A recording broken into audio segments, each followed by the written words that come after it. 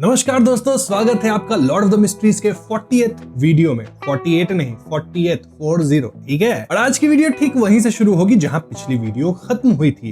याद है ना, पिछली वीडियो में एमोन के साथ बहुत ही गुद्दम गुद्दी हुई थी, लड़ाई पीट, और उसके बाद कई लोग इससे इफेक्ट हुए। हेजल की तो पूरी फैमिली ही इफेक्ट हो गई थी, और ऐसे में बुलाया गया अपनी ऑड्री को, जो कि बाकी को ठीक कर रही है सभी लोगों को। तो हाँ, वहीं से कहानी शुरू होगी कि ऑड्री सबका इलाज कर चुकी है, जिसको जो चाहिए वो सब हो चुका है। एंड अब हम इस लड़ाई के काइंड ऑफ आफ्टर मैथ को देखेंगे कि अब क्या क्या चीज लोग कर रहे हैं, और लड़ाई से कुछ स्पॉइल्स ऑफ वॉर भी तो मिले होंगे ना, वो कैसे डिस्ट्रीब्यूट होगा, सब कुछ बताऊंगा आज की वीडियो में। बस वीडियो शुरू करने से पहले एक छोटी सी अनाउंसमेंट कि कुछ समय के लिए, एटलीस्ट इस मंथ के लिए, जो वीडियोस है मेरी LOTM की, वो मंडे को 3 बजे, ऐसा श्योर नहीं है नहीं आएगी। मतलब आ भी सकती है, नहीं भी आ सकती है, कुछ कह नहीं सकते, बट इतना मैं आपको प्रॉमिस करता हूं कि अगस्त के महीने में 4 वीडियो नहीं आएगी, 4 से कई ज्यादा वीडियो आएगी LOTM की, क्योंकि मुझे खुद भी इसको खत्म करना है जल्द से जल्द। तो हाँ, वीडियो ज्यादा आएगी, लेकिन वीडियो की टाइमिंग कुछ फिक्स नहीं होगी। रात के 10 बजे भी आ सकती है और सुबह के 5 बजे भी।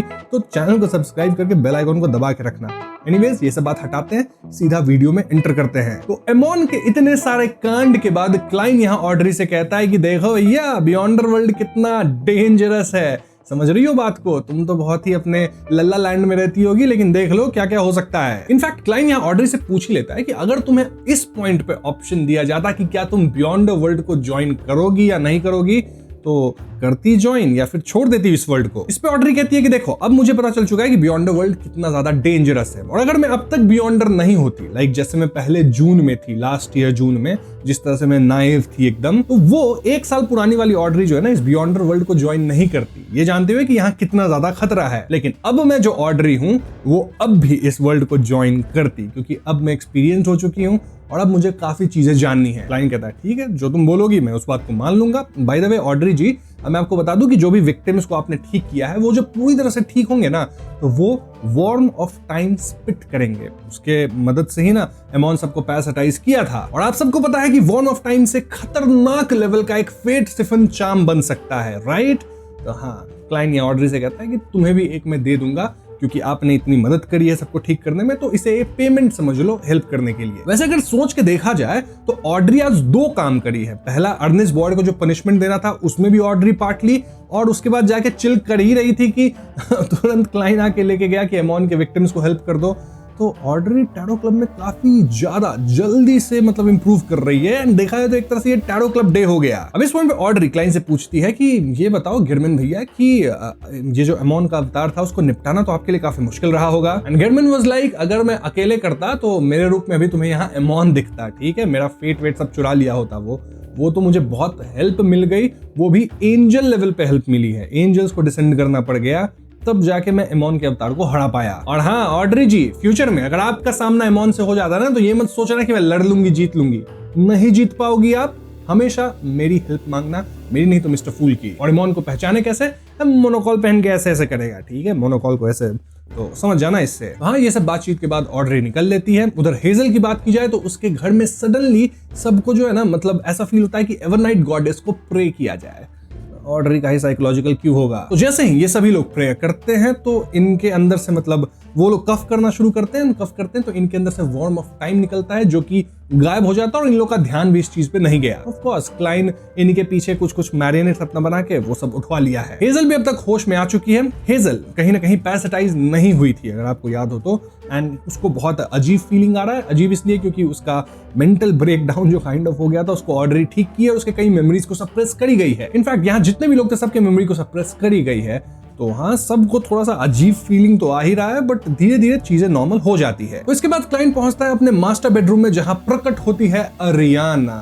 याद है ना अरियाना कौन है? Leader of the ascetics, matron of the Evernight cloister, head of the 13 arch bishop of the church of Evernight. ये तो मैं थोड़ा वैसा बोल दिया जैसे साउथ इंडियन मूवी में नहीं है, वो आ रहा है, तुम्हें पता है वो कौन है, वैसे अरियाना वो आ रही है, आ नहीं रही, आ गई। और अरियाना का वेलकम करो तुम लोग, सब लोग कमेंट में लिखो welcome ma'am Ariana, welcome welcome welcome. और क्लाइन भी वेलकम करता है, ठीक है। और क्लाइन कहता है कि आपकी मदद से ही एमोन के जितने भी अवतार थे बैकलैंड में, उसको हम खत्म कर पाए। तो यहाँ पर है स्पॉइल्स ऑफ वॉर, अगर आपको कुछ चाहिए तो इसमें से ले लीजिए। स्पॉइल्स ऑफ वॉर में क्या है? ढेर सारे वॉर्म ऑफ टाइम मिले हैं, काम की चीज है। अरियाना भी कहती है प्रेज द लेडी, साथ ही वो कहती है कि अपना ध्यान रखना, ठीक है। एमॉन मतलब इतना खतरनाक है कि वो कहीं ना कहीं अपनी हार को भी प्रिडिक्ट कर लिया होगा और ठीक है उसके बाद वो जरूर कुछ ना कुछ प्लान करेगा। और जहां तक स्पॉइल्स ऑफ वॉर की बात है तो मैम अरियाना जो है वो 2 वॉर्म ऑफ टाइम उठा लेती है कि ये 2 मेरा। अब यहाँ कितना है, बहुत सारा है, ठीक है बताता हूँ मैं, सुनो ध्यान से सुनो। फॉर नाउ मैम अरियाना यहाँ से चली जाती है। उनके जाने के बाद कहीं ना कहीं क्लाइंट लेनर्ड को लेटर लिखना शुरू करता है एंड कहता है कि मतलब उससे पूछता है लेनर्ड से बेसिकली लेटर में कि वॉर्म ऑफ टाइम से और क्या बना सकते हैं। मतलब हाँ फेट सिफन चार्म बन सकता है जो कि बहुत स्ट्रांग है, लेकिन कुछ और भी क्या बन सकता है, बार बार वही चार्म बनाना थोड़ा बोरिंग सा नहीं है। वैसे हाँ मैम अरियाना को 2 देने के बाद क्लाइंट के पास 7 और ये बचे हैं वॉर्म ऑफ टाइम, और कुछ तो अपना पहले ज़ोरोआस्ट्र बुड्ढा भी लेके गया होगा राइट, तो उससे क्योंकि वो रिप्लेनिश होगा ना, तो क्लाइंट के पास अभी 7 बचे हैं, ये तुम जान लो। एनीवेज तो क्लाइंट यहाँ हारमोनिका बजा के रेनेट टिंकर को बुलाता है अपनी मिस मैसेंजर को, ताकि वो कहीं ना कहीं इस लेटर को लेनर्ड तक पहुंचा सके। और रेनेट टिंकर का ध्यान जाता है वॉर्म ऑफ टाइम पे। हाँ वो लेटर लेती है, अपने मुंह से ऐसे पकड़ लेती है ना लेटर, साथ में गोल्ड कॉइन भी एक लेती है, 4 तो मुंह उनका उनके हाथ में ही रहता है, लेकिन उनका नजर जो है वो वॉर्म ऑफ टाइम पे ही था। एंड वो तुरंत क्लाइंट से कहती है कि आगे से ऐसी लड़ाई अगर खतरनाक हो तो मुझे भी बुला लिया करो, आप पैसे नहीं चाहिए मुझे, बस स्पॉइल्स ऑफ वॉर थोड़ा सा शेयर कर देना। क्लाइंट में देख है miss messenger worm of time देख के मन में लालच ले आई है क्या कि मुझे भी चाहिए था वो चीज। क्लाइंट ज्यादा कुछ बोला नहीं, बस ओके कह दिया, ठीक है अगली बार ऐसी कुछ खतरनाक लड़ाई हुई आपको भी इन्वॉल्व कर लूंगा। मतलब देखा जाए तो मिस मैसेंजर जो है वो वॉर्म ऑफ टाइम को ना सिर्फ पहचान गई कि भैया ये बहुत खतरनाक लेवल की चीज है, बल्कि वो ये भी कह रही है कि ऐसी लड़ाई हो तो मुझे भी बुलाना। ऑफ कोर्स ये लड़ाई एंजल लेवल की थी राइट, तो इसमें भी अगर अपनी मिस मैसेंजर कूदने की बात कर रही हैं, मतलब उनकी पावर भी एंजल लेवल की ही होगी, तभी इतनी हिम्मत कर रही हैं, वरना सेंट लेवल के लोग इतना हिम्मत नहीं करते। सेंट नहीं, डेमीगॉड लेवल के लोग, डेमीगॉड के लेवल के लोग का इतना हिम्मत नहीं होता। खैर इस बात को साइड में रखते हैं, अपन आते हैं लेनर्ड की तरफ जिसको मिल चुका है लेटर, ठीक है। और लेनर्ड लेटर को पढ़ा और तुरंत बुड्ढे से पूछ लिया कि वॉर्म ऑफ टाइम का और क्या क्या इस्तेमाल हो सकता है। बुड्ढे तुम बताओ, तुम्हारे अंदर भी वॉर्म ऑफ टाइम है, तुमको तो अच्छे से पता होगा। एंड बुड्ढा वाज लाइक अभी नहीं बताऊंगा, बाद में बताऊंगा, क्योंकि अभी मैं खुश हूं, मेरे को बहुत सारा वॉर्म ऑफ टाइम मिला है जिससे मैं रिकवर कर सकता हूं। तो भैया रिकवरी के लिए मुझे उसे पचाना होगा, थोड़ा सा मुझे सोना होगा, तो मैं जा रहा हूं अभी सोने। जब मैं सो के उठूंगा तब मैं तुम्हें बताऊंगा कि इस वॉर्म ऑफ टाइम का और किस तरह से इस्तेमाल किया जा सकता है। अब जाते जाते बुड्ढा कुछ और बातें भूल के जाता है। सबसे पहली बात वो लेनर्ड से कहता है कि भैया तुम 160 बोकलैंड स्ट्रीट पे मत जाना, क्योंकि वहां पे एमॉन के अवतार्स को अभी अभी खत्म किया गया है। तो वहां पे एमॉन के अवतार्स को खत्म करना कोई छोटी बात नहीं है, तो कई एंटिटीज का वहां ध्यान हो सकता है इंक्लूडिंग एमॉन, तो तुम तो उधर मत ही जाना, अब मैं पकड़ा जाऊंगा। लेनर्ड को भी 2 वॉर्म ऑफ टाइम देता है कि ये तुम जो हेल्प की हो इस वॉर में, तुम्हारे लिए ये दो रखो, मजे करो। इस बार स्पॉइल्स ऑफ वॉर मस्त रहे हैं दोस्तों। 1 वॉर्म ऑफ टाइम हमें मिला था तो हमने फेट सिफन चार्म बनाया था, याद है क्लाइंट ने बनाया था। आज तो इतने सारे मतलब मिले हैं, बंदर बाट चल रहा है वॉर्म ऑफ टाइम का, मजा ही आ गया। एनीवेज तो पैलेस ने आगे कहा, मतलब बुड्ढे ने, कि ज्यादा चिंता करने की जरूरत नहीं है लेनर्ड को, क्योंकि एमॉन का जो ट्रू बॉडी है वो बैकलैंड में एंटर नहीं कर सकता, वरना पता है ना गॉड से डिसेंड हो जाएंगे। और बुड्ढा अब जबकि काफी हद तक रिकवर कर चुका है, तो एमॉन का अवतार से बुड्ढे को अब डरने की जरूरत नहीं है। इसके अलावा फ्लोरा जेकब की मेमोरी फ्रैगमेंट से बुड्ढे को एक इन्फॉर्मेशन मिली है। क्या इन्फॉर्मेशन? वेल बैकलैंड में कहीं तो जेकब फैमिली का ट्रेजर छुपा हुआ है। अब पता है ना लेनर्ड एक मीटिंग अटेंड करता है इस बुड्ढे के साथ ही जेकब फैमिली वाली साल के एंड में, जिसका एक मिला था क्लाइंट को भी काइंड ऑफ बैज जैसा, याद है? सेकंड बुक में ये सब हुआ था, नहीं याद है तो याद करो उस बात को। तो इसी मीटिंग की बात यहाँ हो रही है जहां बुड्ढा कहता है कि हम साल के एंड में होने वाली गैदरिंग का इंतजार करेंगे, वहां हम जेकब फैमिली के बाकी डिसेंडेंट्स को ढूंढेंगे और उनके साथ मिलकर उस ट्रेजर को एक्सकवेट करेंगे, वो जो ट्रेजर के बारे में पता चला है जेकब फैमिली के। और हाँ, अंदर जो भी आइटम्स होंगे उन्हें आपस में बांट लेंगे। जब वो वक्त आएगा तब चाहे एमॉन बहुत सारे अवतार से इकट्ठा करके उनकी स्ट्रेंथ को लगभग सीक्वेंस 1 के लेवल तक ही क्यों न ले आए, फिर भी वो सच में मुझे हरा नहीं पाएगा। मतलब बुड्ढा अब काफी स्ट्रांग हो रहा है, मतलब सीक्वेंस 1 का तो था ही, लेकिन अब कॉन्फिडेंस भी आ रहा है बुड्ढे के अंदर, पहले तो हमेशा डरा ही रहता था। और बुड्ढा यहाँ हंसते हुए भी कहता है कि बैलेंस मेंटेन करने के लिए ना ड्वेन डांटिस को भी इसमें शामिल किया जाएगा, मजा आएगा। अब एमॉन को आने दो, बताते हैं। तो लेनर्ड ये सब बात सुना, फिर लेनर्ड बुड्ढे से पूछता है, एक बात बताओ बुड्ढा अंकल, कि ये जो एक सरपेंट आया था, बड़ा सा जायंट सरपेंट लड़ाई में, वो किस पाथवे का था? बुड्ढा बताता है snake of fate, the counselor of the life school of thought, a sequence 1 angel था वो, ठीक है, मजाक नहीं था। बुड्ढा ये भी कहता है कि मैं एक्सपेक्ट नहीं किया था कि वो जो बंदा है सीक्वेंस 1 का वो इस लड़ाई में कूदेगा, मतलब कुछ मजा ही आया लड़ाई के अंदर। और ये सुनकर लेनर्ड वाज लाइक कि बाप रे बाप, ये क्लाइन मोरेटी किसको किसको जानता है, मतलब मिस्टर फूल का एक सीक्वेंस 1 का भी ब्लेसेड है। लेनर्ड तो यही सोच रहा है कि मिस्टर फूल डेथ काउंसिल भी उनका ब्लेसेड था, स्नेक ऑफ फेट जो था अभी वो भी ब्लेसेड है, फिर उसके एक इनकम्प्लीट मैसेंजर को हम देखे हैं जो रेने टिंकर आती है, जो कि एंजल लेवल पे है, वो भी मिस्टर फूल की ही ब्लेसेड हो सकती है। सामने सामने मतलब 3 एंजल्स दिख रहे हैं जो कि मिस्टर फूल के ब्लेसेड हैं। नहीं, क्लाइन इतनी जल्दी डेमीगॉड बन गया, ठीक है, मिस्टर फूल के डायरेक्शन में तो मैं भी बन जाता। और लैंड ये भी सोचता है कि मैं आज तक इतने साल से बियॉन्डर था, आज तक छोटे मोटे बैटल्स लड़ रहा था, हाईएस्ट बैटल मेरा एक मेगोस वाला था फर्स्ट बुक के अंदर, लेकिन मिस्टर फूल के शरण में आते ही मैंने एक एंजल लेवल की बैटल लड़ ली है, उसमें मैं उलझ चुका हूं। तो हाँ, मिस्टर फूल करते तो हैं खतरनाक काम, लेकिन उनके दुश्मन भी खतरनाक है। और ऐसे में फ्यूचर में चीजें किस हद तक बढ़ जाएंगी इसकी कल्पना करना भी मुश्किल है। हाँ लेनर्ड भैया, आपका जो सोल एस्ट्योरर वाला पोशन है जल्दी से डाइजेस्ट कर लो और स्पिरिट वॉरलॉक बन जाओ, ठीक है, बहुत अर्जेंट है, पावर बढ़ाओ, ठीक है, जल्दी जल्दी। उधर इमलिन वाइट की बात की जाए तो वो चर्च के अंदर कर रहा है साफ सफाई, खुद नहीं कर रहा है, अर्नेस्ट से करवा रहा है, ठीक है, ए वहां साफ कर, वहां गंदा है, साफ कर। और अर्नेस्ट को इस बात से चिढ़ मच रही है, लेकिन वो तो फंस चुका है, सफाई तो करनी होगी। इमलिन कहता भी है कि तुम जब मुझे कैसल के बारे में बताए तो उसके अंदर जो डेंजर था वो नहीं बताया, इन्फॉर्मेशन मेरे से छुपाए, उसकी ही सजा है ये। और आज से मुझे विस्काउंट बोलियो, ठीक है भाई, तेरा एडवांस कर गया, सैंगुइन विस्काउंट हूं मैं, ऐसा इमलिन कहता है। वैसे मैं आपको बता दूं कि सैंगुइन विस्काउंट जो है वो मून पाथवे के सीक्वेंस 5 स्कारलेट स्कॉलर के बराबर होता है। इस एडवांसमेंट का रिचुअल फुल नाइट की लाइट में परफॉर्म करना पड़ता है। इसके अलावा अलग अलग मून फेजेस को रिप्रेजेंट करने वाले मेटल्स, जेम्स और बियॉन्ड क्रीचर्स के ब्लड भी इकट्ठा करने पड़ता है। पूरा रिचुअल काफी कॉम्प्लिकेटेड सा है, लेकिन एमलिन को पहले ही सैंगुइन के अपर एक्लॉन से प्रॉमिस मिल चुका था कि उसके लिए एडवांसमेंट रिचुअल फ्री में अरेंज किया जाएगा, इसलिए फुल मून आते ही वो आसानी से एडवांस कर सकता था। जहां तक बात है पोशंस प्रोफेसर पोशन को डाइजेस्ट करने की, तो एमलिन ने बिना ज्यादा एफर्ट के उसे पूरी तरह डाइजेस्ट कर लिया था। इसकी वजह थी कि हार्वेस्ट चर्च में जो लोग सीखना चाहते थे ना, कॉमन लोग, उनको हर्ब्स, मेडिसिन और कुछ स्पेशल पोशंस के कॉम्बिनेशन के बारे में एमलिन सिखाता रहता था। और हाँ, डॉल्स कलेक्ट करने, हिस्ट्री रिसर्च करने और कैथीड्रल में वॉलंटियर वर्क करने के अलावा उसे अलग अलग पोशंस के बारे में सोचना और ये देखना बहुत पसंद था कि उन्हें डिफरेंट बैटल सिचुएशन में कैसे यूज किया जा सकता था। तो हाँ, एमलिन पचा लिया था और एडवांस करना भी कुछ ज्यादा डिफिकल्ट उसके लिए है नहीं, क्योंकि सब कुछ सेटअप हो ही चुका है उसके लिए, राइट। एमलिन इनफैक्ट मन में सोचता है कि मैं जल्द ही अर्ल भी बन जाऊंगा, ठीक है, और तब जो अर्नेस्ट तुम हो ना, वो मुझे लॉर्ड बुलाओगे। और इस बात पे अर्नेस्ट थोड़ा और चिढ़ गया। तो हाँ, अर्नेस्ट को थोड़ा चिढ़ा रहा है वो। नाउ स्कारलेट स्कॉलर पोशन को अभी तक डाइजेस्ट करना काफी सिंपल था, बस मून को सच्चे दिल से पसंद करना, उसकी वर्शिप करना है और उसका स्टडी करना होता है। और वैसे भी ज्यादातर सैंगुइन रोज यही करते थे, लेकिन उसका एडवांसमेंट रिचुअल डेमिगॉड्स के कंट्रोल में था। मतलब यहाँ से अगर आगे और एडवांस करेगा तब ये प्रॉब्लम आएगी, क्योंकि उनके अप्रूवल के बिना, डेमिगॉड्स के अप्रूवल के बिना, चाहे एमलिन को द सन से शमन किंग की बियॉन्ड कैरेक्टरिस्टिक क्यों न मिल जाए, फिर भी वो अर्ल नहीं बन सकता है। मतलब रिचुअल ही ऐसा है। हाँ, एमलिन एरोगेंट जरूर है, लेकिन उसे अच्छी तरह पता है कि आगे बढ़ने के लिए उसे क्या करना होगा। नाउ स्कारलेट स्कॉलर की 2 कोर पावर्स होती हैं। पहली, अपने लिए एक एडवांटेजियस एनवायरनमेंट क्रिएट करना। अगर एनिमी स्पिरिचुअलिटी या स्पिरिट वर्ल्ड से रिलेटेड चीजों में स्ट्रॉन्ग ना हो तो स्कारलेट स्कॉलर फुल मून का इफेक्ट क्रिएट कर सकता था और जरूरत पड़ने पे मून लाइट को गायब भी कर सकता था। दूसरी पावर थी मून लाइट के एक सर्टेन एरिया के अंदर इंस्टेंट ब्लिंक करना और स्पेक्ट्रल फॉर्म में एंटर होना। अगर एनिमी उसे टुकड़े टुकड़े भी कर दे तो भी वो मून लाइट के अंदर दोबारा अपना बॉडी रिफॉर्म कर सकता था। इन पावर्स की स्ट्रेंथ इस बात पे डिपेंड करती थी कि स्कारलेट स्कॉलर मून डोमेन को कितना अच्छी तरह समझता है और उसका कितना रिसर्च करता है। जहां तक डार्कनेस रिलेटेड स्पेल्स को स्ट्रेंथन करना या पोशन इफेक्ट्स को एनहांस करना और नाइटमेयर जैसे इन्फ्लुएंस के अगेंस्ट रेजिस्टेंस का सवाल था, ये सब सिर्फ सप्लीमेंट्री एबिलिटीज ही थी। अब एमलिन का जो एटीट्यूड था अर्नेस्ट के खिलाफ ऑफ कोर्स अच्छा नहीं था और इससे अर्नेस्ट को काफी गुस्सा आ गया था। वो कुछ और कहने ही वाला था कि उसने कैथीड्रल के पीछे से माउंटेन जैसे हाफ जायंट उत्तरावस्की को बाहर आते देखा। जैसे कि देखा भैया, अर्नेस्ट अपना तुरंत काम में लग गया, एमलिन भी डर के काम में लग गया, ठीक है।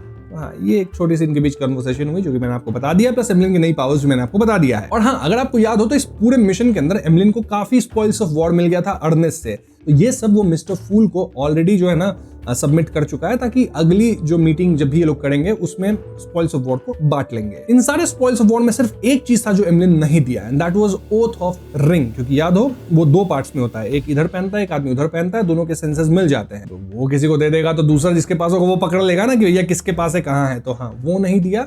ये जो है वो मार्कस निब्स को दे देगा और इसके बदले में एमलिन कुछ तो रिवॉर्ड एक्सचेंज कर लेगा। और जहां तक इस बात का सवाल था कि सैंगुइन के अपर एक्लॉन्स इस मामले को लेकर उससे नाराज होंगे या नहीं, तो एमलिन ज्यादा वरीड नहीं था। इसकी वजह यह थी कि oath of the rose hand over करते वक्त वो casually rose school of thought के टेम्परेंस फैक्शन की कोऑपरेशन रिक्वेस्ट का भी जिक्र करने वाला था। ये बात पिछले हफ्ते हुई थी, राइट। एमलिन पहले ही सैंगुइन के अपर एक्लॉन्स को इसके बारे में बताना चाहता था, लेकिन टैरो क्लब की कुछ मिनी गैदरिंग्स में द हैंग्ड मैन ने उसे एडवाइस दिया था कि पनिशमेंट ऑपरेशन के बाद ही ये बात बताए। इससे उसकी इंपॉर्टेंस और भी ज्यादा हाईलाइट होगी और सामने वालों का गुस्सा या रिजेंटमेंट भी काफी हद तक कम हो जाएगा। वो स्टिक एंड कैरेट वाला सीन, पहले स्टिक से मारो फिर कैरेट दे देना है, समझ रहे हो बात। उसी पल एमलिन को इस सजेशन का मतलब पहले से कहीं ज्यादा अच्छी तरह समझ में आ गया। मतलब हैंग्ड मैन कोई बात बताता है उसको सुन लो, दिमाग बहुत है बंदे के पास। उधर अगर क्लाइंट मोरेटी यानी अपने मिस्टर फूल की बात की जाए तो क्लाइंट को मिला स्पॉइल्स ऑफ वॉर और देखता है कि भैया ये भी काफी बढ़िया स्पॉइल्स ऑफ वॉर है। आज तो टैरो क्लब का वाकई में दिन था। वॉर में मिले स्पॉइल्स काफी अच्छे थे, मतलब एक डायमंड ब्रूच था जो एनर्जी बढ़ा सकता था, माइंड को क्लियर रखता था और body of heart and mind पे असर करने वाले स्पेल्स का रेजिस्टेंस देता था। देन एक पेपर फिगरीन जो किसी भी फेटल डैमेज और साइकिक पियर्सिंग को ब्लॉक कर सकती थी, फिर एक बेल्ट जो सन और लाइटनिंग डैमेज प्रोड्यूस कर सकती थी और एक वॉलेट जिसमें 300 पाउंड से भी ज्यादा पैसे थे। वहां सैक्रिफाइस रिसीव करके और रियल वर्ल्ड में लौटने के बाद क्लाइंट अपनी स्टडी डेस्क के सामने बैठ गया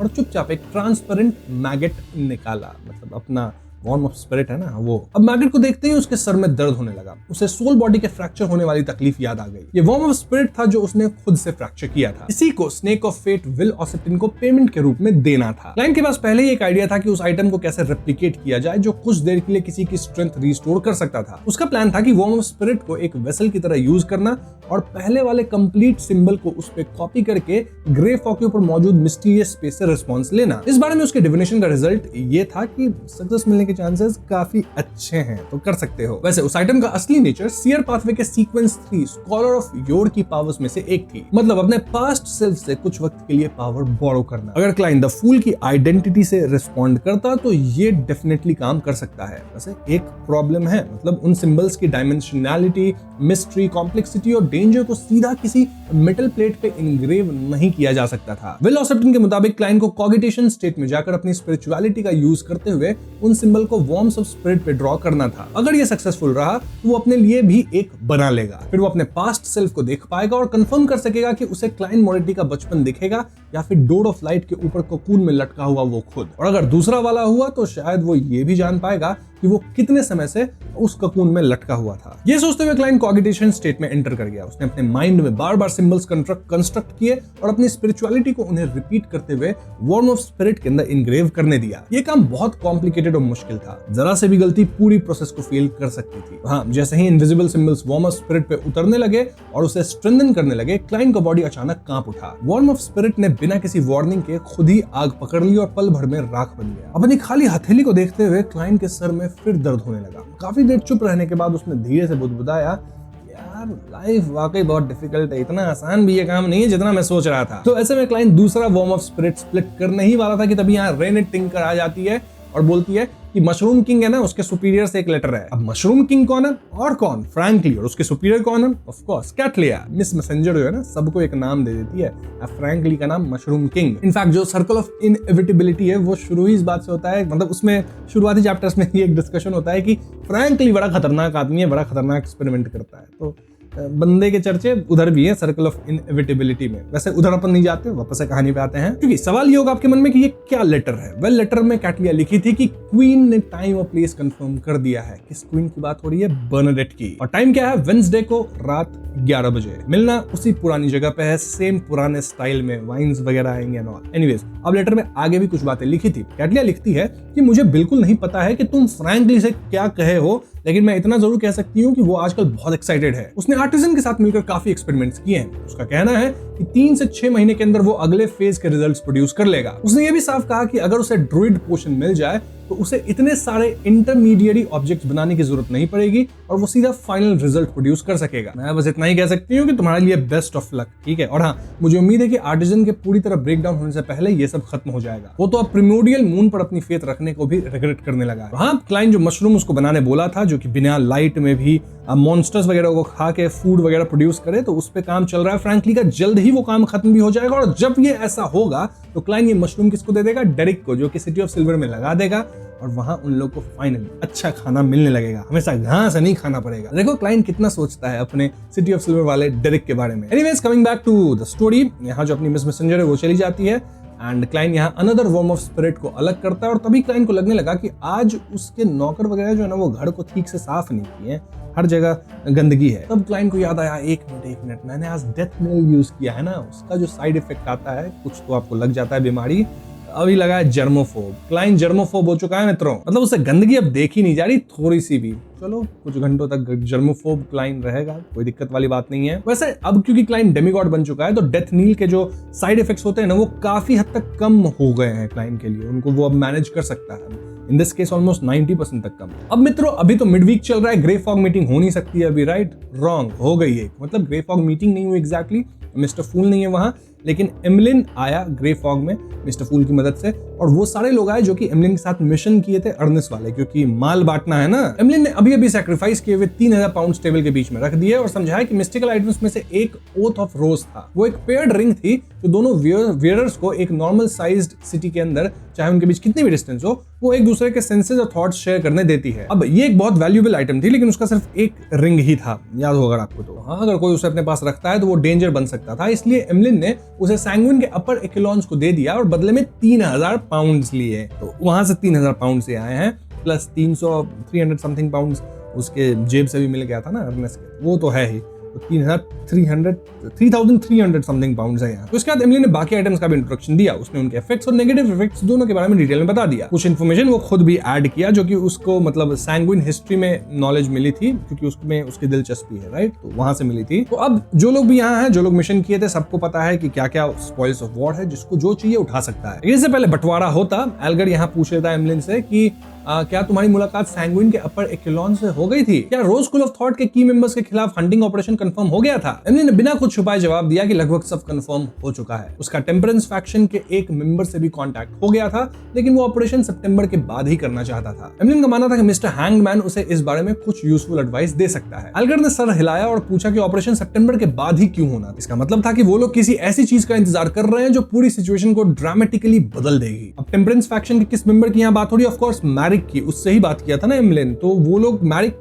क्यों चाहता है, मैरिक और मिस बॉडीगार्ड जो अपनी शैरन है, वो क्यों चाहती है कि सितंबर के बाद ही मतलब ये चीज किया जाए? वेल, इसका जवाब क्लाइन के पास था, जो कि इसी जगह पे था, ग्रे फॉग में छुपा हुआ था, ठीक है, एक कोने में कहीं तो, ठीक है, और वहां से सारी बातें सुन रहा था। और क्लाइन मन में सोचता भी है कि हाँ, ये जरूर मैरिक से मिला होगा, टेम्परेंस फैक्शन से, मिस शैरन का एडवांसमेंट होना था, राइट? नहीं याद आपको? तो मैं बता दूं कि वो बताई थी कि जुलाई में ही कुछ डेमिगॉड बनने का रिचुअल वो अटेम्प्ट करने वाली थी, और इट्स पॉसिबल कि उनका जो रिचुअल होगा वो शायद 1 महीने चलता हो, इस तरह का कुछ रिचुअल हो, क्योंकि अगर ऐसा था तो ये बाकी पाथवेज के रिचुअल से काफी अलग था। तो हाँ, रिचुअल में क्योंकि थोड़ा टाइम लगेगा, तो इसीलिए शायद ऐसा हो रहा होगा कि वो बोल रही है कि सितंबर के बाद करेंगे, क्योंकि सितंबर तक वो श्योरली डेमिगॉड बन जाएगी और फिर चीजें पलट जाएगी, क्योंकि डेमिगॉड बनने के बाद आप बहुत स्ट्रांग हो जाते हो। तो हाँ, यही क्लाइन की सोच थी। क्यों मैरिक कह रहा है कि सितंबर के बाद ही हम लोग करेंगे इस चीज। एनीवेज, इस बात को हटाते हैं। अब सिलेक्शन हो, बंदर बाट हो, ठीक है, सब लोग अपना अपना सामान सेलेक्ट करो। और सिलेक्शन प्रोसेस के दौरान ऑड्री और लेनर्ड सबसे चिल थे, क्योंकि उनको तो ऑलरेडी वॉर्म ऑफ टाइम पहले मिल चुका है, क्योंकि वो लोग एक दूसरे फाइट में भी थे, है कि नहीं? तो इन छोटी मोटी चीजों पर ध्यान नहीं देते हैं, ठीक है? तुम लोग पहले चुन लो, हम लोग लास्ट चुनेंगे। तो सबसे पहले शाओ चुनती है। वो कहती है कि मुझे जो एक्स्ट्रा 335 पाउंड था वो दे दो,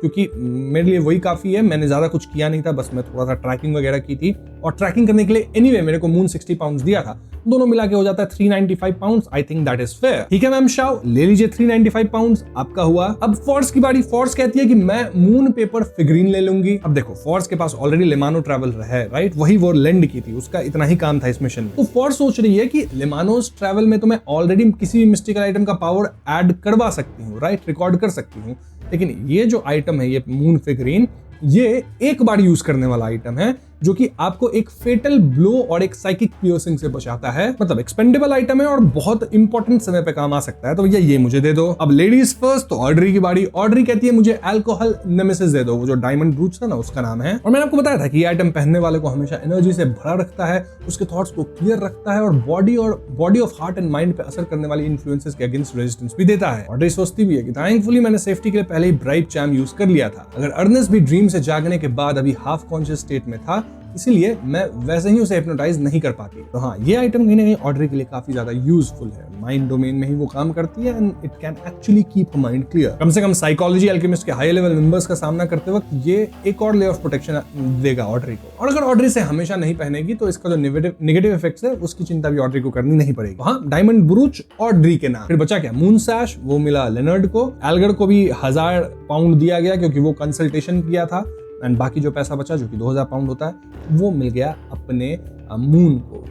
बंदरबाट खत्म, मतलब बंटवारा खत्म हो गया है, और अब हम बढ़ेंगे कहानी में आगे। अब उस रात क्लाइन बर्नाडेट से मिलने जाता है, एंड हम सबको पता है कि बर्नाडेट कैसे मिलती है। पूरा वाइन्स वगैरह आ जाता है, फॉरेस्ट काइंड ऑफ ग्रो हो जाता है, जहां क्लाइन को एक रास्ता दिखेगा, और ऑफ कोर्स क्लाइन वहां पे जाता है, बर्नाडेट से फाइनली मिल पाता है। अब मिलते ही बर्नाडेट क्लाइन से कहती है कि बेटा बड़ी जल्दी ग्रो रहे हो, तुम डेमीगॉड बन गए। और क्लाइन कहता है प्रेज द फूल, मतलब खुद को ही प्रेज कर रहा है। नाउ बर्नाडेट जानती थी कि क्लाइन यहाँ रोजेल के बारे में बात करने आया है, एंड बर्नाडेट सीधा सीधा बोलती है कि मेरे हिसाब से जो एम्परर रोजेल है, जो कि मेरे पिता भी हैं, वो पूरी तरह से पेरिश नहीं हुए हैं। अब इस पे क्लाइन पूछता है आपको ऐसा लगता क्यों है, एंड बर्नाडेट बताती है कि खत्म होने से पहले, मतलब अपने आखिरी टाइम पे रोजेल जो है ना काफी प्रिपरेशंस कर रहे थे, and since he was very smart तो वो अपने आप को सेव करने के लिए भी कुछ ना कुछ प्रिपरेशन किए ही होंगे। मोरओवर हम सब जानते हैं कि रोजेल अपना पाथवे कहीं ना कहीं स्विच किए थे, क्योंकि वो पहले जिस पाथवे पे थे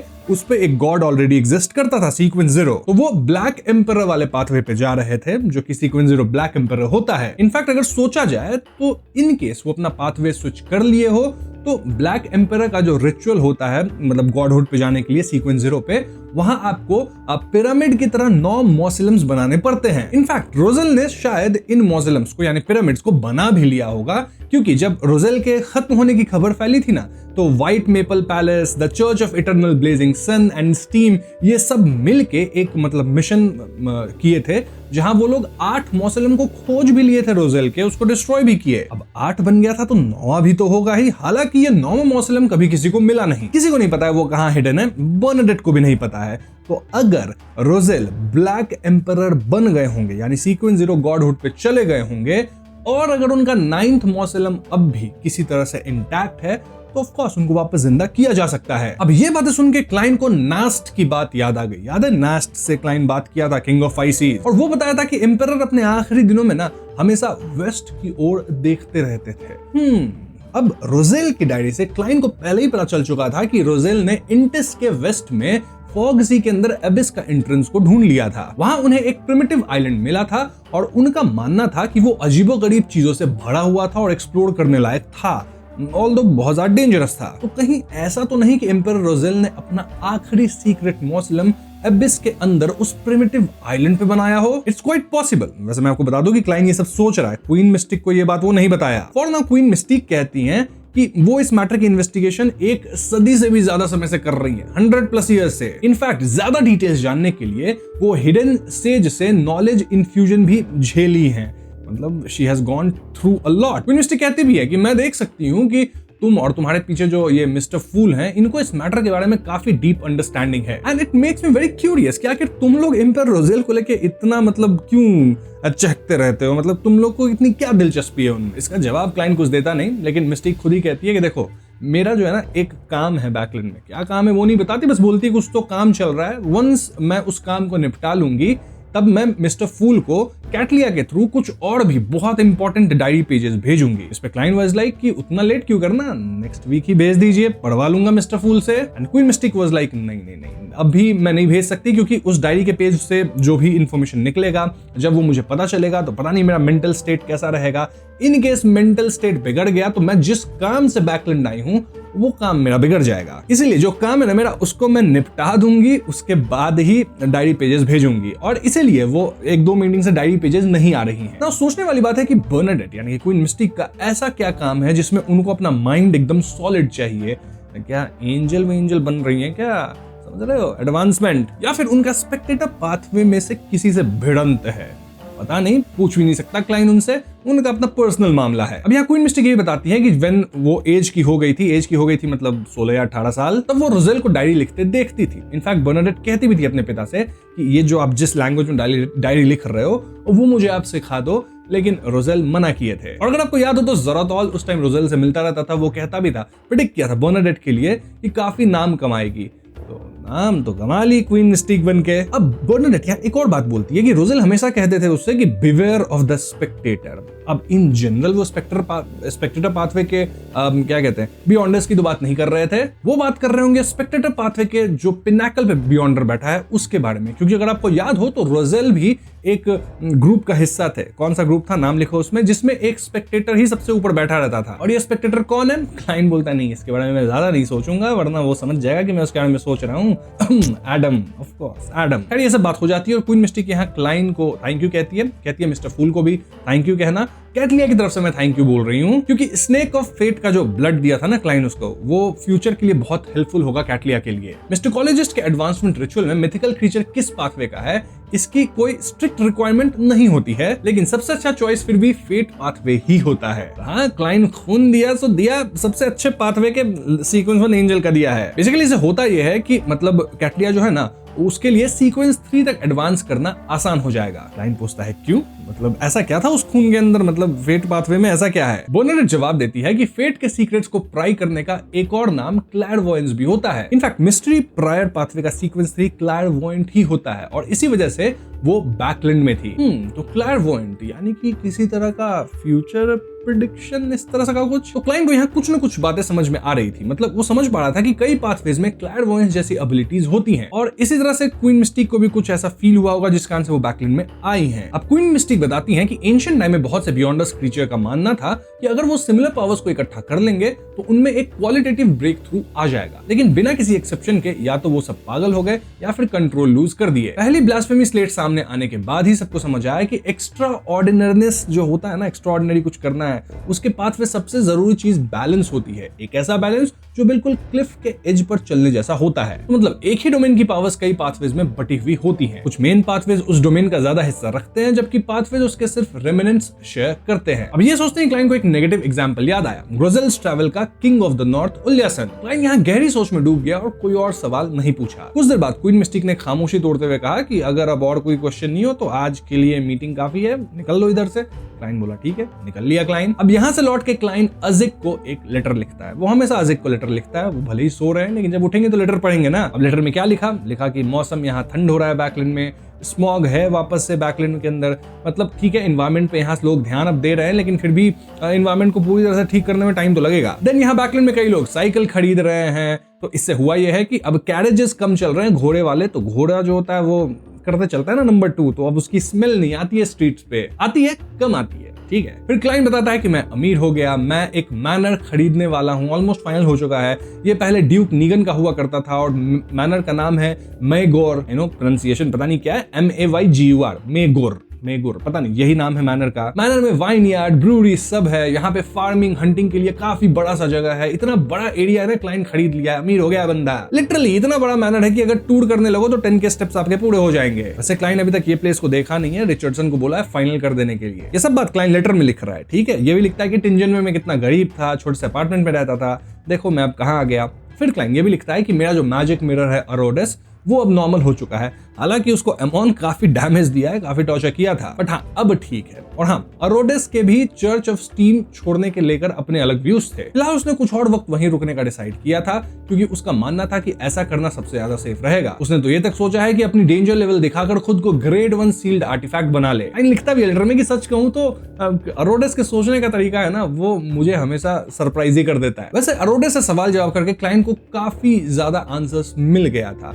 क्लाइंट को पता चल गया कि प्योर डार्कनेस कैसे क्रिएट किया जा सकता है। उसके लिए एवनाइट डोमेन का एक ऐसा चार्म यूज करना पड़ता है जिसमें ड्रीम वर्ल्ड की प्रॉपर्टीज होती हैं। उसे एवनाइट गॉडेस का रिस्पॉन्स माना जाता है और प्योर डार्कनेस के कैटेगरी में रखा जाता है। इसके अलावा बार बार टेस्ट करने के बाद क्लाइंट आखिरकार समझ लिया कि कॉगिटेशन का यूज करके गॉडहुड सिंबल्स को कैसे इनग्रेव किया जाता है और वो आइटम कैसे बनाया जाता है जो क्लाइंट बनाना चाहता है। वॉर्म अप स्पिरिट जब क्लाइंट अपने से अलग करता है तो उसको डैमेज होता है, तो क्लाइंट को फिर टाइम चाहिए होता है रिकवर करने के लिए, मे बी डेज। तो एक बार में क्लाइंट 3 या 4 से ज्यादा वार्म अप स्पिरिट को अपने से अलग नहीं कर सकता है। इसलिए किसी भी एक्सीडेंट से बचने के लिए और अपने पास बैकअप रखने के लिए क्लाइंट कभी खुद को लिमिट तक पुश नहीं करता था। हर बार 3 या 4 वार्म अप स्पिरिट अलग करने के बाद वो कुछ दिन आराम करता है और उसके बाद ही इंग्रेविंग का प्रोसेस दोबारा शुरू करता है। बाय द वे यहाँ काफी मतलब टाइम स्किप काइंड ऑफ हो गया, सितंबर आ चुका है, तो सारी चीज क्लाइंट यहाँ लिख के बता रहा है। इन ब्रेक्स की वजह से ही उसे इस मेथड को पूरी तरह मास्टर करने का एक सक्सेसफुल फिनिश्ड प्रोडक्ट बनाने में इतना समय लगा। एक सक्सेस हुआ है क्लाइंट का। बाय द वे क्लाइंट काफी चीजें लेटर में लिख रहा है, कुछ चीजें नहीं भी लिख रहा है, मैं आपको सब चीजें एक साथ ही बता रहा हूँ, काफी चीज यहाँ हुआ था, राइट। तो ये जो मतलब इनग्रेविंग वाला प्रोसेस है ये सब नहीं लिखा है। एनीवेज, क्लाइंट यहाँ पास रखे रेक्टेंगुलर डायमंड पे नजर डालते ही उसने देखा कि उसकी लगातार रिफ्रैक्ट होती रोशनी के अंदर काउंटलेस कॉम्प्लिकेटेड सिंबल्स बने हुए थे जो जैसे वॉइड के अंदर तक एक्सटेंड हो रहे हो। उन्हें देखते ही उसके सर में हल्का सा चक्कर आया, जैसे वो हिस्ट्री का एक हिस्सा अपनी आंखों से देख रहा हो। सो यस, ये एक नया चार्म है और क्लाइंट इसका नाम रखा है येस्टरडे वंस मोर चार्म। याद है ना इस चार्म से क्या हो सकता है? क्लाइंट लिटरली पास्ट से कुछ पावर को बोरो कर सकता है। एनीवेज, लेटर की बात की जाए तो क्लाइंट लिख देता है जिक को कि होप आप जल्दी रिकवर हो जाए, मैं हूं आपका इटर्नल स्टूडेंट क्लाइंट मोरेटी। फिर क्लाइंट कॉपर वेसल को बजाया जो आता है अजिक का स्केलेटन, वो आया, लेटर लेके चला गया। एनीवेज, तो क्लाइंट यहाँ एक येस्टरडे वंस मोर चार्म बना चुका है, राइट? तो अब उसको उसे ट्राई करना है, क्योंकि देखो एक बार आप सक्सेस हो जाओ ना किसी चार्म को बनाने में तो प्रोसेस पता चल जाता है सब कुछ अच्छे से, तो आप आसानी से वापस से चार्म्स बना सकते हो। इनफैक्ट क्लाइंट यहाँ डिविनेशन भी कर लिया था कि अगर मैं इस चार्म का इस्तेमाल करूंगा तो कुछ खतरा तो नहीं है ना, तो डिविनेशन में भी था कि नहीं कोई इशू नहीं होगा। तो क्लाइंट चार्म को पकड़ता है, एंशिएंट अर्मिस में हिस्ट्री बोलता है और अपना स्पिरिचुअलिटी इसमें इंजेक्ट किया। ऐसा करते चारों तरफ लाइट्स आ गए और क्लाइंट के सामने कई सीन्स एकदम से दिखने लगे, जैसे जब क्लाइंट ड्वेन डांटेस बन के डैली के साथ लास्ट डांस किया था, या फिर जब वो गर्मिन स्पैरो के रूप में ब्लैक ट्यूलिप में मार करने कूद गया था, या फिर वो शर्लक मोरियार्टी के रूप में जब जंगल में था और ऊपर से मीटियोर की बारिश होने लग गई थी, या फिर वो जब ब्लैक थॉर्न सिक्योरिटी कंपनी में था फर्स्ट बुक के अंदर जहां पे मेगोस का बच्चा पैदा होने लगा तो क्लाइंट को सन चार्म यूज करना पड़ गया था, या फिर वो सीन जब क्लाइंट रिवॉल्वर से समझ रहे हो। और इसके बाद क्लाइंट को दिखता है ग्रे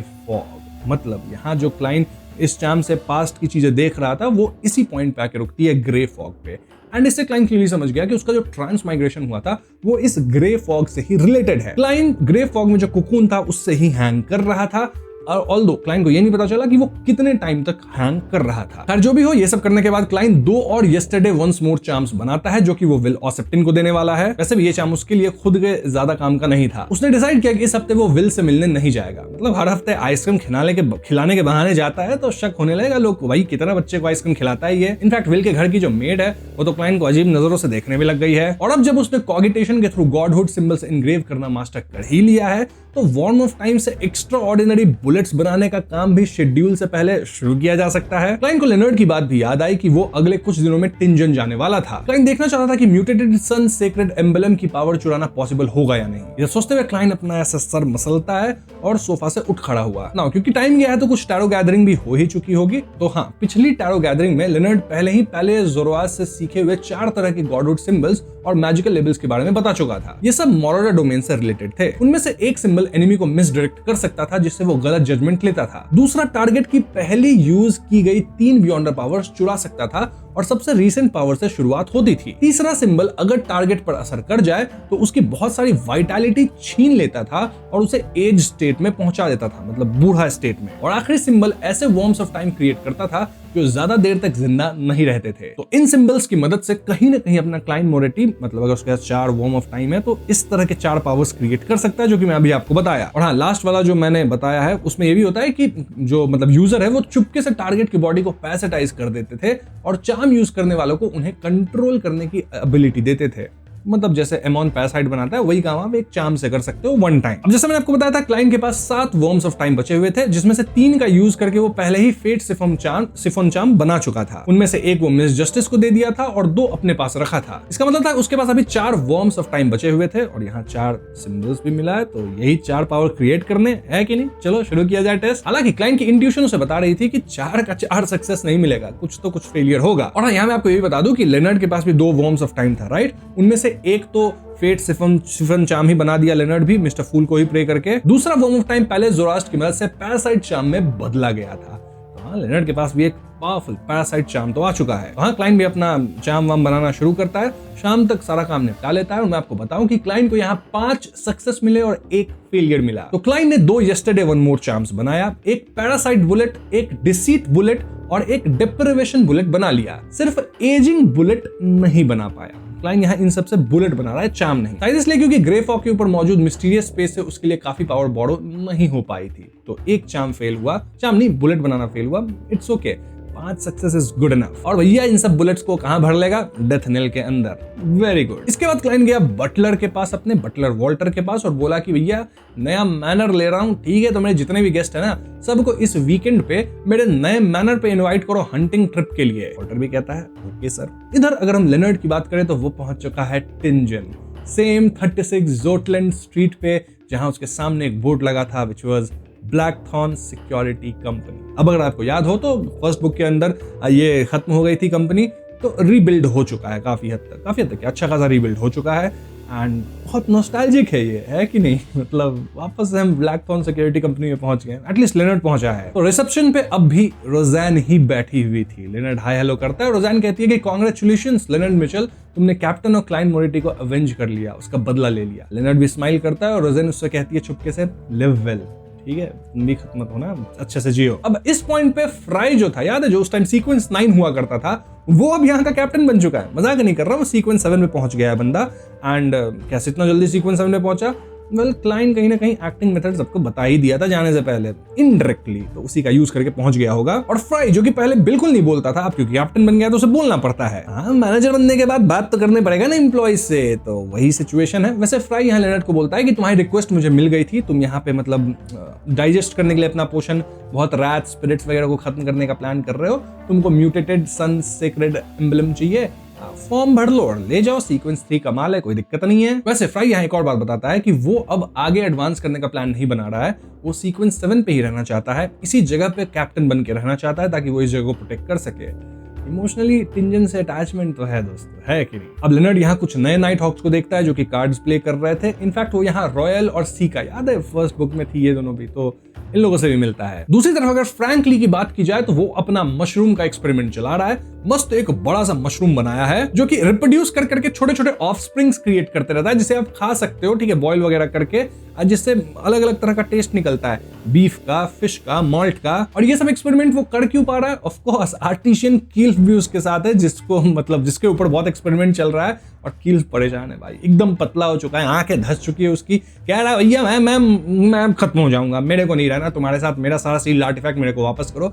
लेकिन फ्रैंक है, जाने थोड़ी देगा। फ्रैंक तो उल्टा उसको थैंक यू कह रहा है कि तुम्हारे कारण इतनी जल्दी जल्दी मैं सारी चीजें कर पा रहा हूँ, और गेडमैन स्पैरो को जो चाहिए वो बहुत जल्द क्रिएट हो जाएगा, फटाफट। वहीं इसी शिप पे कैटलिया भी है, राइट? तो वो अपने ब्लड का जो डाइसेक्शन उसको करना था, वो विल ऑसटन के ब्लड का, वो रिचुअल कंप्लीट कर चुकी है। तो फिर क्या होगा? ऑफ कोर्स वो डेमीगॉड बन चुकी है। जी हाँ, कैटलिया पहुंच चुकी है sequence 4 mysticologist of the mystery pryer pathway पे। अब जो बर्नाडेट थी वो कैटलिया को वार्न कर चुकी थी पहले ही कि देखो भैया 22 पाथवेज होते हैं ना, उन सब के सीक्वेंस 4 बियॉन्डर्स में मिस्टिकोलॉजिस्ट जो होता है वो सबसे ज्यादा डेंजरस माना जाता है, मतलब वो सबसे ज्यादा डेंजर का सामना कर सकते हैं। इसकी वजह यह है कि वो अक्सर ऐसी चीजें देख लेते हैं जो उन्हें नहीं देखनी चाहिए थी, ऐसी बातें सुन लेते हैं जो उन्हें नहीं सुननी चाहिए थी, और ऐसे सीक्रेट्स जान जाते हैं जो कि उन्हें नहीं जाननी चाहिए थी। इनफैक्ट कैटलिया को भी यहाँ मतलब मिस्ट्री प्राइम करके वो काफी चीजें देख पा रही थी जो कि उसको देखनी नहीं चाहिए, ठीक है, मतलब शिप पे ही देख ले रही है। और इसीलिए मित्रों, एक मिस्टिकोलॉजिस्ट को अपनी क्यूरियोसिटी को कंट्रोल करना चाहिए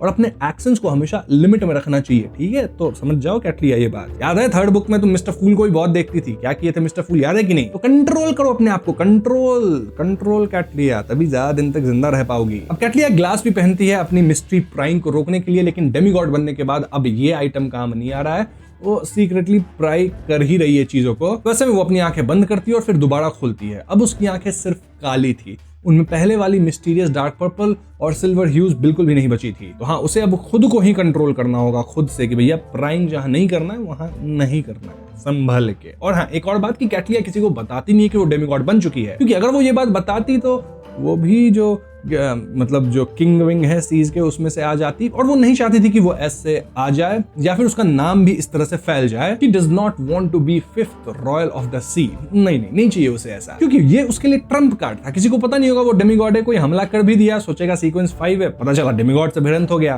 समझ रहे हो बात? इसीलिए कैटलिया इज वेरी स्मार्ट। दूसरी तरफ एमलिन की बात की जाए तो भैया उससे मैरिक मिलता है और कहता है कि अब हम लोग रेडी हैं और वो जो प्रिमोडियल मून वाला काम करना है कर देंगे। इसका मतलब समझो दया, इसका मतलब कि हमारी मिस बॉडीगार्ड भी बन गई है डेमीगॉड। भैया सब एक साथ इवॉल्व हो रहे हैं क्या? क्लाइंट के जितने दोस्त लोग हैं सब स्ट्रॉन्ग बन रहे हैं, मजा आएगा, ठीक है? अब लड़ाई होगी डेमीगॉड लेवल्स की। वैसे एंजल लेवल की लड़ाई तो पिछली वीडियो में बता ही चुका हूं तुम लोग को, तो डेमीगॉड लेवल पे तुम्हें अब मजा भी नहीं आएगा, अब एंजल लेवल चाहिए। बाय द वे, अर्नेस्ट जो था वो भी अपना 1 मंथ हार्वेस्ट चर्च में सर्व करके निकल गया, और इस बात से एमलिन खुश नहीं है। उसका कहना था कि कम से कम 6 महीना पनिशमेंट देनी चाहिए थी, लेकिन अब जो है सो है। उधर फोर्स भी एस्ट्रोलॉजर पोशन डाइजेस्ट करके स्क्राइब पोशन बना ली और शाओ की निगरानी में गटक ली, यानी वो भी बन जाएगी अब सीक्वेंस 6। अब पोशन गटकने के बाद थोड़ा इधर उधर होता है, आवाजें सुनाई देती है, बट फाइनली वो खुद को कंट्रोल कर ली। तो हाँ, फोर्स भी इवॉल्व कर गई। वाह वाह वाह, एक सीक्वेंस ऊपर, सीक्वेंस 6 स्क्राइब और सीक्वेंस 5 पहुंच के ट्रैवलिंग पावर भी अनलॉक कर लेगी जल्द ही। वो पावर मुझे बहुत पसंद है ट्रैवलिंग का। वैसे अगर स्क्राइब की बात की जाए तो जैसे ही वो स्क्राइब बनती है और अपने आप को कंट्रोल करती है, उसी पल उसे समझ आ गया कि स्क्राइब की पावर्स कैसे यूज करनी है। लिटरली फोर्स के दिमाग में बहुत सारी नॉलेज एक साथ गूंज उठी। अब स्क्राइब पोशन बनाने में एक म्यूटेटेड ब्रेन का इस्तेमाल हुआ था, राइट? तो उसका ये म्यूटेटेड ब्रेन टारगेट द्वारा पहले यूज की गई बियॉन्डर पावर्स को रिप्रोड्यूस करता था। फिर उसके कुछ वाइटलाइज सेल्स कॉरस्पॉन्डिंग सिंबल्स, पैटर्न्स और लेबल्स बनाकर उन पावर्स को पूरी तरह स्टोर कर लेता था। हाँ, यही था आई केम, आई सॉ, आई रिकॉर्ड। इसमें सोल को पेन और स्प्रिट बॉडी को पेपर की तरह यूज किया जाता था। जरा किस तरह से पावर रिकॉर्ड करती है भैया। मैं डोर बता रहा हूँ, डोर पाथवे जो है ना खतरनाक है भाई, मतलब बहुत अंडररेटेड पाथवे है, लेकिन भैया है पावर इसमें। चाहिए सारे पाथवे की एक्सप्लेनेशन, एक एक वीडियो में हर पाथवे को बताऊंगा। चाहिए तो कमेंट में लिख देना, ठीक है? 1000 कमेंट चाहिए मेरे को ये कह के कि पाथवे की वीडियो बनाओ, ऐसा लिख देना, ठीक है? Anyways, coming back to Fors, फिलहाल वो सिर्फ एक ऐसी बियॉन्डर पावर रिकॉर्ड कर सकती थी जिसमें गॉडहुड का इन्फ्लुएंस हो। टारगेट की सीक्वेंस जितनी ज्यादा होगी, फेलियर के चांसेस भी उतने ही बढ़ जाते हैं। Of course, for example sequence 4 को टारगेट करने पे शायद 10 अटेम्प्ट्स में एक बार भी सक्सेस ना मिले, लेकिन सीक्वेंस 5 और 6 की 8 बियॉन्डर पावर्स वो रिकॉर्ड कर सकती थी, लेकिन उनका इफेक्ट ओरिजिनल का सिर्फ आधा होता था। देन सीक्वेंस 7 से सीक्वेंस 9 तक की 20 बियॉन्डर पावर्स वो रिकॉर्ड कर सकती थी और उनका इफेक्ट लगभग ओरिजिनल जैसा ही रहता था। ए भैया, ये तो लेमानोस ट्रैवल चलती फिरती बन चुकी है ये फोर्स। और हाँ, जैसे जैसे पोशन और डाइजेस्ट होते जाएगा, ये सब एबिलिटीज और भी इंप्रूव होती रहेंगी। कॉमन सेंस है ये तो। अपनी नई नॉलेज और एक्सपीरियंस को समराइज करने के बाद फोर्स चुपचाप ये सब सोचने लगी। ये एबिलिटी देखने में लेमानोस ट्रैवल से मिलती जुलती लग रही है, लग नहीं रही, यही है। लेकिन फोर्स का मानना था कि किसी भी बियॉन्डर को कभी ये नहीं लगेगा कि उसके पास पावर्स ज्यादा हो गई हैं। जितनी पावर्स दे तो उतनी अच्छी है। ऊपर से बहुत सारा डिफरेंट पावर्स यूज करो तो एक दूसरे को कॉम्प्लीमेंट भी करेगी पावर्स। और लेमानोस ट्रैवल की जहां तक बात है तो फोर्स इसको बेचना नहीं चाहती थी, ऐसे ही दूसरे मेंबर को रेंट कर करके जो है ना पैसे कमाने। अभी तो वो दूसरे मेंबर्स की भी बियॉन्डर पावर्स को इसमें रिकॉर्ड कर पाएगी, तो बहुत डाइवर्सिटी रहेगा। समझ रहे हो बात? क्या फोर्स को भी रेंट पे लिया जा सकता है? ये क्या मैं अगली बात बोल रहा हूँ? नहीं, आगे बढ़ते हैं हम लोग। ये अब मैं अपने मन से नहीं बोला हूँ, ये मत समझना कि कितना गंदा इंसान है, कितनी गंदी बात बोला। ये फोर्स खुद ही लिखी थी कि बुक के अंदर लिखा हुआ है लिटरली, लेकिन खुद को तो मैं रेंट पे नहीं दे सकती, ठीक है? तो मैं बोला हूँ ये बात, मेरे ऊपर उंगली मत उठाना तुम लोग। और हाँ, क्योंकि सीक्वेंस 6 पे पहुंच गई है तो कहीं ना कहीं कॉम्बैट एबिलिटीज भी ठीक ठाक फोर्स को आ गई है अब, जो कि उसके बाद में अब तक मिसिंग था। अब फोर्स यहाँ अपने टीचर को लेटर भी लिख देती है कि मैं सीक्वेंस 6 बन गई हूँ, बहुत जल्दी मैं ट्रैवलिंग को अनलॉक कर लूंगी जब मैं सीक्वेंस 5 पहुंच जाऊंगी, थैंक यू टीचर, ये सब भी लिख दी। अब लेटर लिखी रही थी कि वो देखती है कि शाओ कहीं तो जा रही है और फोर्स तुरंत पूछती है कि अरे हम लोग सेलिब्रेट करने किसी रेस्टोरेंट में जा रहे हैं क्या? ये फोर्स जो है ना थोड़ा सा, समझ रहे हो बात, थोड़ा पियक्कर वेक्कर है।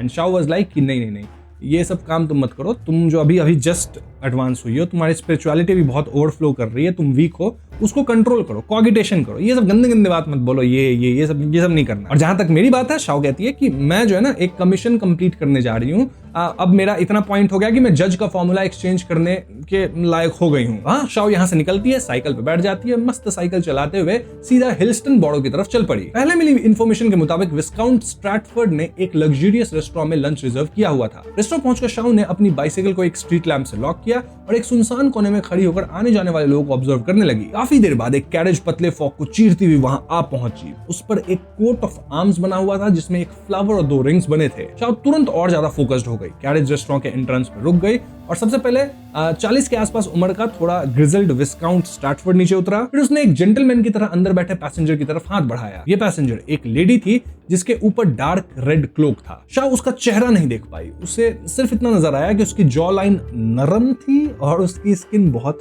फेयर। तो ये हो गई बात शाओ और फोर्स की। चलो अब चलते हैं एल्गर की तरफ। एल्गर ओशन सॉन्गस्टर पोशन का एक हिस्सा पहले ही डाइजेस्ट कर चुका था और वो 2 हफ्ते पहले चर्च ऑफ स्टॉर्म्स को रिपोर्ट दे चुका था। अगर आपको याद नहीं हो तो चर्च ऑफ स्टॉर्म की नजर में एल्गर एक सीक्वेंस नीचे है, भले ही वो ऊपर है। तो हाँ, उसको चर्च ऑफ स्टॉर्म की तरफ से विंड ब्लेस्ड का पोशन मिला क्योंकि वो इतना कंट्रीब्यूशन पॉइंट जमा कर लिया था, तो वो उसे कंज्यूम भी कर लिया दोबारा उसे डाइजेस्ट करना पड़ेगा, ऑल्दो ये उतना डिफिकल्ट नहीं होगा। लेकिन सबसे बड़ी प्रॉब्लम ये थी कि ओशन सॉन्गस्टर पोशन डाइजेस्ट करते वक्त जो कमोशन होता था वो बहुत ऑब्वियस था। एल्गर ने मनी मन अफसोस किया कि काश उसने वर्ड ऑफ द सी खरीद लिया होता। अब जब भी गाने की आवाज आती वो आसानी से उस आइटम पे ब्लेम डाल सकता था। गाना गाना है ना, सब सुनता है, सब शक करेगा ये गाना क्यों गा रहा है इतना। लेकिन हम एल्गर को ज्यादा रिग्रेट नहीं हुआ क्योंकि उस वक्त उसके पास उसे खरीदने के पैसे ही नहीं थे। वर्ड ऑफ सी बहुत महंगा था, क्लाइन अब पैसे लेता है सबसे। ऐसे भी एल्गर अब तक ओशन सॉन्गस्टर पोशन को डाइजेस्ट करने का तरीका समझ चुका था। उसे यकीन था कि जल्दी उसे वो इन्फॉर्मेशन मिल जाएगी जिससे मिस्टर फूल के इन्वेस्टिगेट करने वाले उस फेस एक्ट नेवी ऑफिसर की आइडेंटिटी कंफर्म हो जाएगी। ये सोचकर एल्गर ने अपनी नजर वापस खींच ली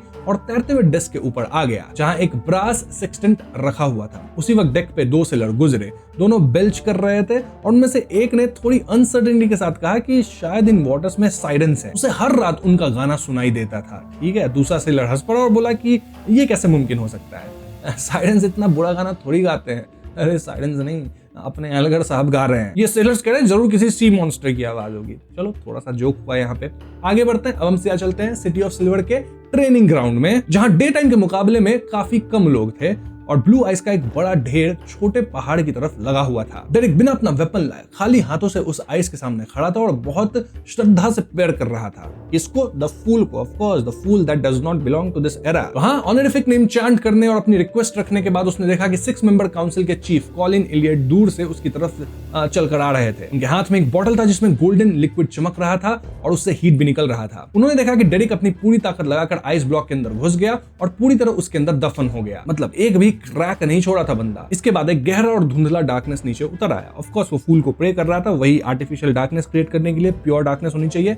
रिचुअल कर रहा है बंदा, ये भी ऊपर जा रहा है एक सीक्वेंस, समझ रहे हो बात। और ये डार्कनेस बड़ा अच्छा भी क्रिएट हुआ, मतलब ऐसा क्रिएट हुआ कि जो लाइटनिंग आसमान में आ रही थी वो तक अंदर रोशनी नहीं पहुंचा पा रही थी। पल भर में एक इनडिस्क्राइबेबल प्रेजेंस महसूस हुई, जैसे डार्कनेस की गहराई से काउंटलेस आंखें उनकी तरफ देख रही हो। कॉलिन इलियट को सिर्फ महसूस हुआ कि डेरिक गहरी नींद में चला गया है। बर्फ के अंदर जमने के बावजूद और उसका बॉडी कांपने के बावजूद भी वो नहीं जागा। कॉलिन ने बिना हिचकिचाहट पोशन की बोतल आगे फेंकी। एक ट्रांसपेरेंट रैट जैसी फिगर हवा में उभरी और बोतल को अपने अंदर ले लिया। वो ब्लू आइस के आर पार होकर डेरिक के पास पहुंची, पोशन उसके मुंह के पास रखा और अगले ही पल तुरंत वापस लौट गई। वहीं कॉलिन इलियट को प्रोटेक्शन भी करना है। वो तुरंत तलवार खींचा, अपनी दाईं तरफ एक वॉर करता है जहां पे एक सड़ी गली बॉडी वाला मॉन्स्टर था, मतलब उसके पूरे शरीर पे आंखें थी, उसको भैया पेल दिया कॉलिन इलियट। इसी वक्त कॉलिन ने देखा कि ब्लू आइस के ढेर के अंदर से एक चमकदार रोशनी फूट कर निकली। वो pure light, burning heat, warmth, brightness और वाइटैलिटी से भरी हुई थी जो आसपास की लाइटिंग से बिल्कुल अलग थी। ये रोशनी कॉलिन की आंखों में भर गई जैसे डार्क एजेस के बाद पहली बार लाइट नजर आई हो। सिटी ऑफ सिल्वर का चीफ बहुत देर तक बिना हिले उस रोशनी को देखता रहा जब तक डार्कनेस से एक और मॉन्स्टर बाहर नहीं आ गया। ओवरऑल देखा जाए तो लग रहा है अपना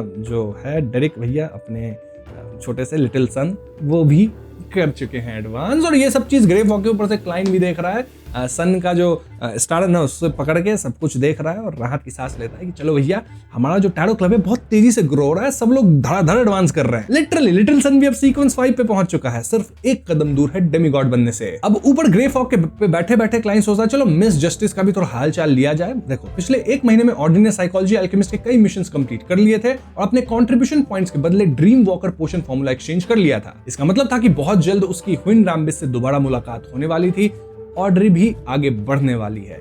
लेकिन ये ह्विन रैम्बिस मेरे को ठीक नहीं लगता है। ये क्या कर सकता है पता नहीं, लेकिन मिस्टर फूल बैठे हैं ना, कुछ करेगा तो निपटा दिया जाएगा, है कि नहीं? निपटा दे, बोलो तो निपटा देते हैं। और इसी के साथ अगेन मैं वीडियो को खत्म करना चाहूंगा। उम्मीद करता हूं आपको ये वीडियो पसंद आई होगी। पसंद आई है तो वीडियो को लाइक और शेयर करें, साथ ही चैनल पर नए हैं तो हमें सब्सक्राइब भी कर लीजिएगा क्योंकि हम अपने चैनल पर ऐसे वीडियोस लाते रहते हैं। Peace out.